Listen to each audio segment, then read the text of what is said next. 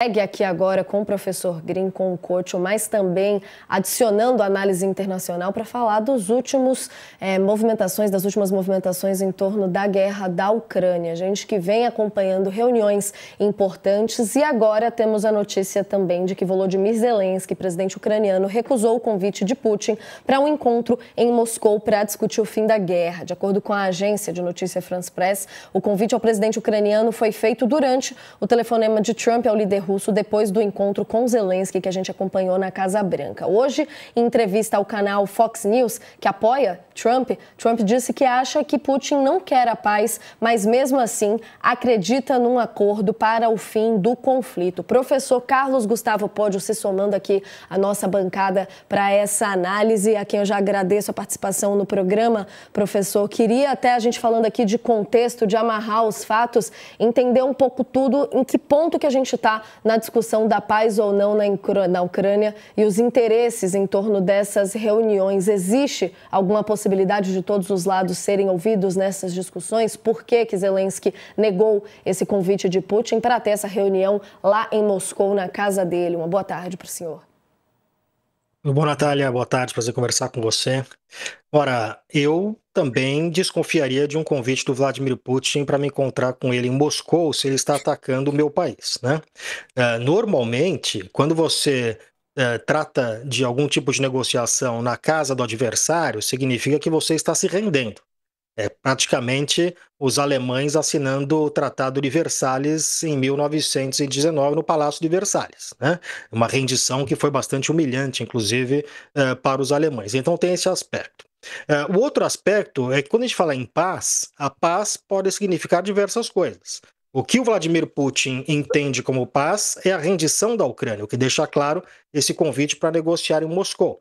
Ele quer que a Ucrânia se renda e que ele garanta a captura dos territórios que ele não conseguiu totalmente pela via militar.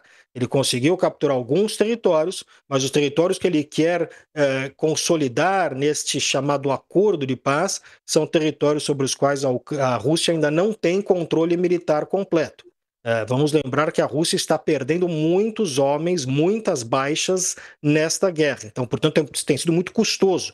E o avanço russo nos últimos 2 anos tem sido bastante lento, né? No atual ritmo de ocupação, já um cálculo do Departamento de Defesa do Reino Unido disse que a Rússia demoraria de 4 a 5 anos para conquistar militarmente aquilo que ele quer com este acordo de paz.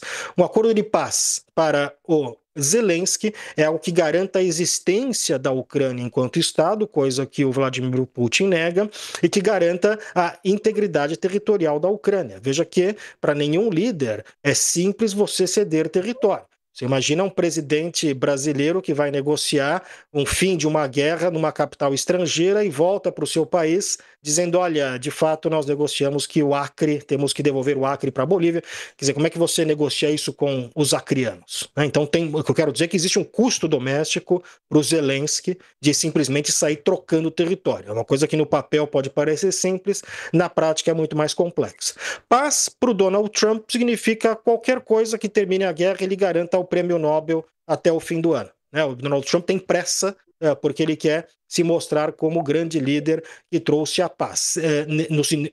A ressalva aqui é que nós temos diversos exemplos na história de que a gente chama de paz que é apenas adiar a guerra mais para frente, né?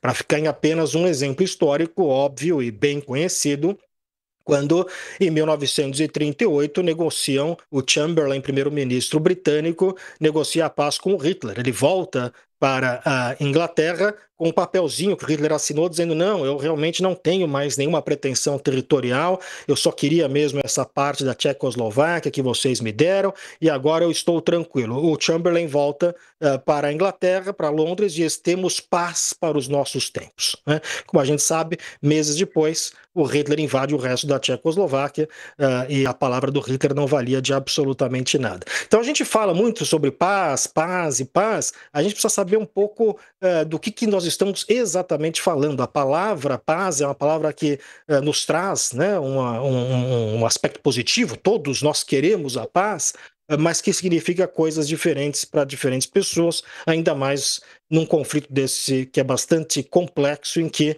um país mais poderoso invade o seu vizinho mais fraco. E nessa complexidade, a gente falando também dos planos e das preocupações da Europa aos planos de Putin de continuar mesmo assim quando a gente vê essas discussões, né, professor? Só para a gente encerrar essa parte aqui da conversa, foi muito simbólico ver ontem, durante a reunião do Trump com Zelensky, tantos líderes europeus. Queria até uma contextualização aqui de como um todo, como que a gente pode ver a preocupação da Europa de não parar por aqui essas ações do Putin, mesmo que a gente tenha, de certa forma, algum acordo na guerra da Ucrânia em si. O que a gente pode esperar dos próximos passos e dessa conversa? Ela deve acontecer ou não entre Putin e Zelensky, se for proposto ali que ela corra em outro território? A presença dos europeus, como você falou, ela é absolutamente simbólica, né? Esse encontro, aliás, é um encontro que foi rapidamente negociado, não foi algo que foi ao longo de meses, né? E para você articular um encontro desse com diversos líderes europeus, os principais líderes europeus, presidente da União Europeia, secretário-geral da OTAN, não é algo que faz do dia para a noite. No entanto, foi feito do dia para a noite, o que mostra a preocupação dos europeus. O que mostra, quer dizer, se havia algum recado sendo dado aqui, é que os europeus estão profundamente preocupados e eles entendem que a questão da Ucrânia não é uma questão ucraniana, é uma questão europeia, né? É uma questão de um continente que se vê ao lado de um país com pretensões claramente imperiais. Vladimir Putin não esconde isso. Não é à toa que os países que fazem fronteira com a Rússia são aqueles mais preocupados e aqueles que estão mais investindo em defesa militar. Então tem um peso simbólico muito grande, né? Se um acordo ou alguma conversa vai acontecer, a gente não resolve guerra sentando na mesa e conversando. Né? A conversa ela é o fim de um processo longo de negociação. Né? Então você faz uma negociação longa, traz aquelas questões que você quer negociar e tratar, ao final você tem uma conversa. Né? Mas essa diplomacia trumpiana, que é uma diplomacia da pressa, né? Quer dizer, de resolver as questões que são questões complexas, que não se resolvem facilmente, não adianta apressar, não adianta impor uma paz apressada, porque, repito, vai ser uma paz provisória. Essas questões elas têm um tempo próprio. Né? E o que me parece é que europeus e ucranianos estão tentando convencer o Donald Trump disso. Com certeza, professor. A gente conseguiria até se estender. Por favor, Couto, pode ir. Não, eu só queria continuar um pouco o que ele estava falando, que eu achei bem interessante. No fundo, nós estamos assistindo a mais um reality show do Donald Trump. Né?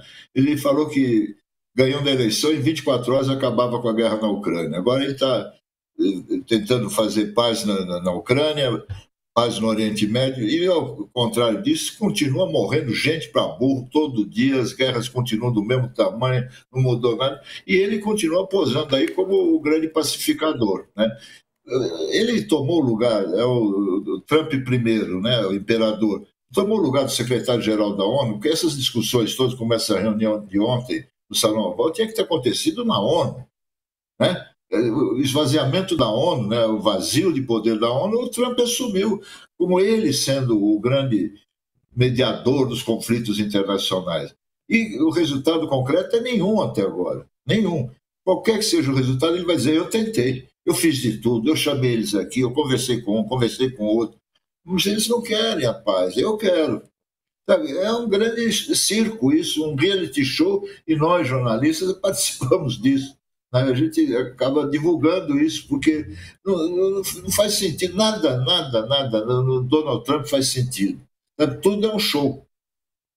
Queria saber a tua opinião. Às vezes o não fazer sentido também é estratégia, né, professor?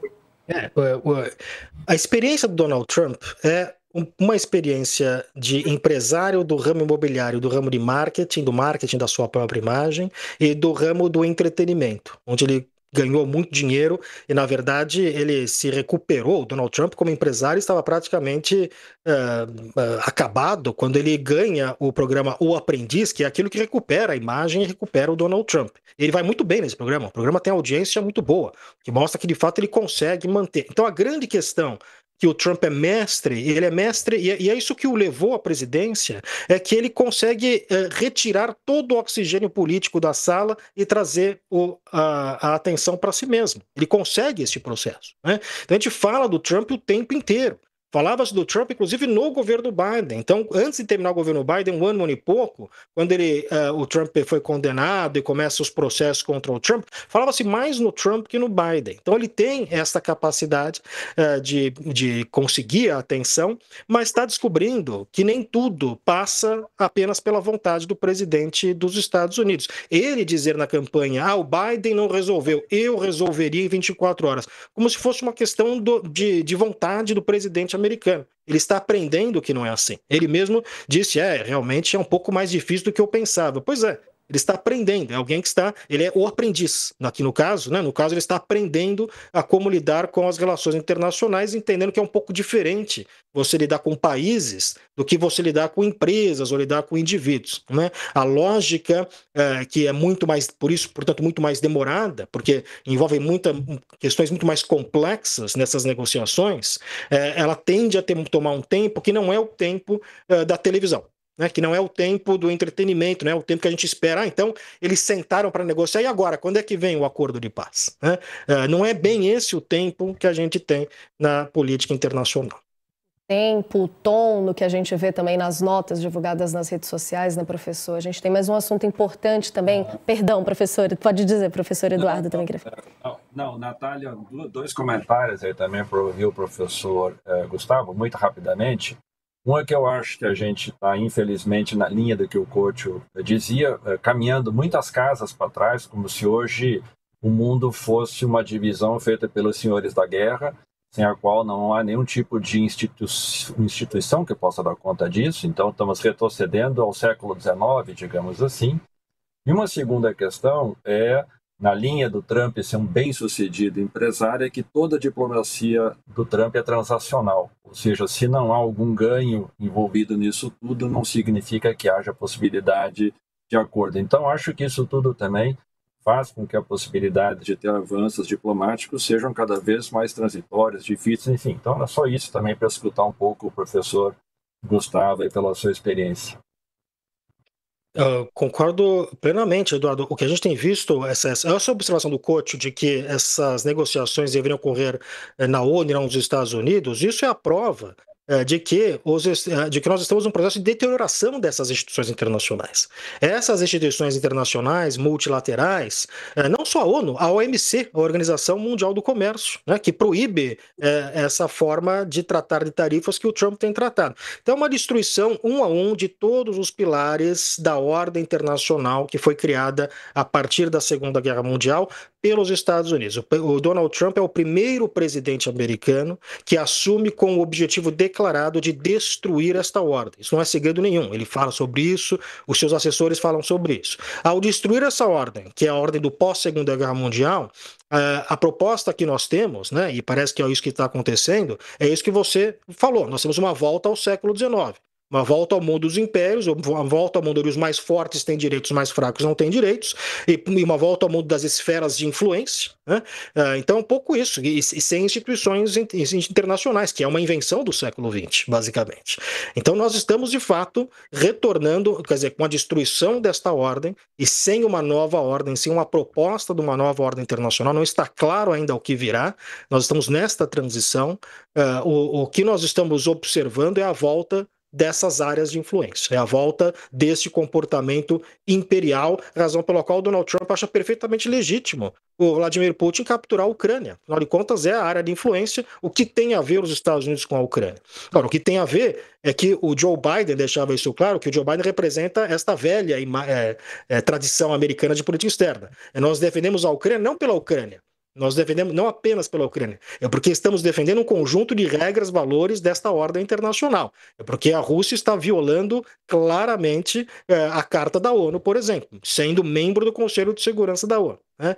É porque nós queremos, portanto, defender democracias, que é o caso da Ucrânia contra a Rússia. Então tem essa questão de valores, regras, etc., que é algo que não passa pela cabeça do Donald Trump, que calcula apenas em termos de poder puro, pressão e esse estilo de diplomacia mafiosa, né, que é a diplomacia com a arma na cabeça.